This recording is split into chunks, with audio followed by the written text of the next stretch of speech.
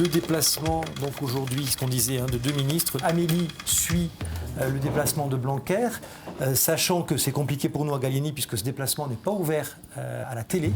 En plus, nous avons une manifestation pour la sauvegarde des surfaces pastorales qui est organisée par la Confédération paysanne. Donc la conférence de rédaction, ça sert avec les journalistes présents et les rédacteurs en chef à définir les reportages d'actualité que l'on va couvrir aujourd'hui et les angles de ces reportages, puisqu'effectivement, chaque reportage doit un peu répondre à une question qu'on peut se poser. Pourquoi le ministre de l'Intérieur vient aujourd'hui? Pourquoi telle militante est retenue en Turquie et pourquoi on se mobilise? Ebru Firat, vous savez, cette Toulousaine kurde qui était partie combattre Daesh. C'est elle. Donc il faut aller caler tout ça, c'est-à-dire trouver les contacts, voir s'il y a possibilité de les rencontrer aujourd'hui pour pouvoir construire le reportage. Derrière, nous aurons donc Jean-Pierre Avrin en invité plateau. Sur 2h30, oui, il faut au moins 2h30. Je t'entends très très mal. Une 30, une 40, on a prévu sur Ebru Firat. Je peux aller jusqu'à 1 minute 40. Ouais. Ok. Donc, Thierry, il faut qu'on contacte l'avocate.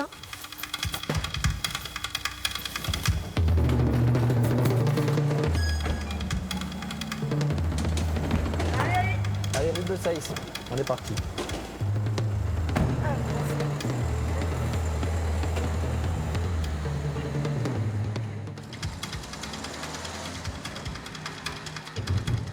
Non, là, vraiment, j'ai fait tout ce que j'avais comme contact.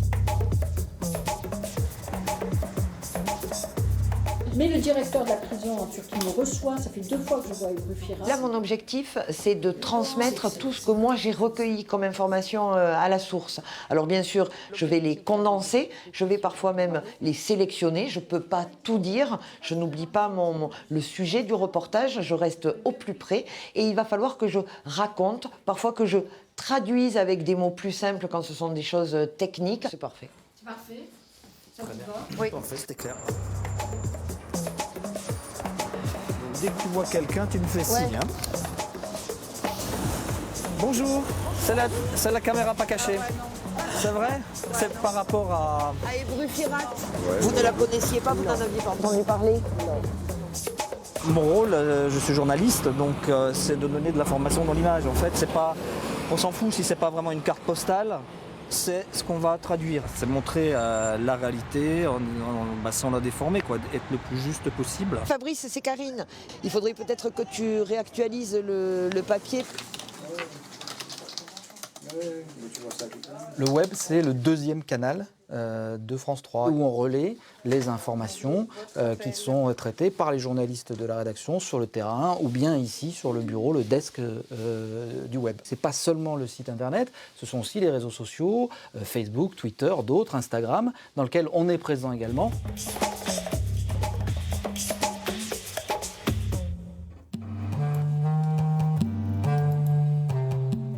Ebru Firat est incarcéré. Ebru Firat est incarcérée depuis septembre 2016. Le transfèrement, elle serait assise ça. Mais là, c'est tout le contraire. Elle a gardé, sans le savoir, une identité. Tu sais, quand elle dit « Nous allons lui envoyer les photos à 0534 », il y a plein de choses à prendre là. Avec Karine, on décide et on choisit. Et c'est comme un puzzle. On fait le tri, on discute et on met les choses dans l'ordre que c'est compréhensible pour les spectateurs. Et on analyse vraiment les interviews et on sort vraiment qu'est-ce qui est le plus important. Elle souffre de problèmes de santé mais garde le moral. C'est ce que nous a confié son avocate qui vient de lui rendre visite. Donc tu vois, c'est là qu'il faudrait qu'on soit doucement. Mais je peux faire un petit volet et à ce moment-là, on emmène l'avocat. Ouais. Oui, c'est bien. Parce que c'est 2 lieux différents et quand même. Un petit volet, je veux bien. On va voir. Un petit fondu au noir. Certainement pas.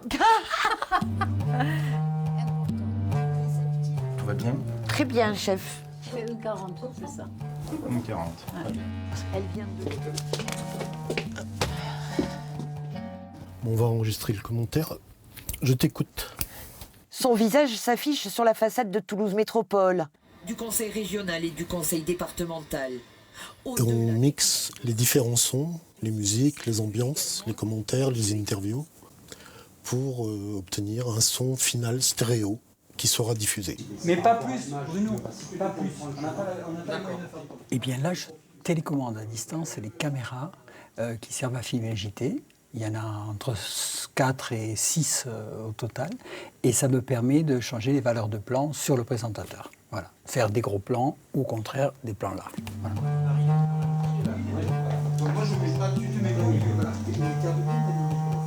5, 4, 3, 2, 1, top le B. Premier sujet en A, plateau.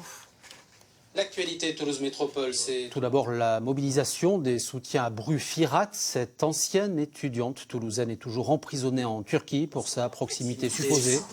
Avec des Kurdes du Ouais, merci beaucoup. Ces soutiens demandent son transfèrement dans une prison en France. Top le A. Son visage s'affiche sur la façade de Toulouse Métropole, du conseil régional et du conseil départemental, au-delà des clivages politiques. 7 mètres sur 2. Le chef d'édition est responsable de la fabrication du journal. Il fait un peu l'interface entre l'éditorial et la technique. C'est avoir une vision d'ensemble de ce qu'est le journal, des différents éléments qu'il compose, à savoir les sujets, des directs, des off, et pouvoir être capable, à un moment, de les fabriquer dans un sens qui est cohérent. Pas tout de suite, hein, Laurent. On finit sur un petit gamin, là, en ITV, Bruno. Attention pour le retour.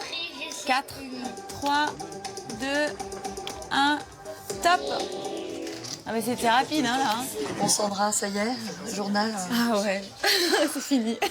Ça fait toujours ça. Même quand ça se passe bien, il y a un petit moment de relâchement et de décompression. C'est jubilatoire de pouvoir réussir à faire autant de choses en si peu de temps et que tout soit propre en fait.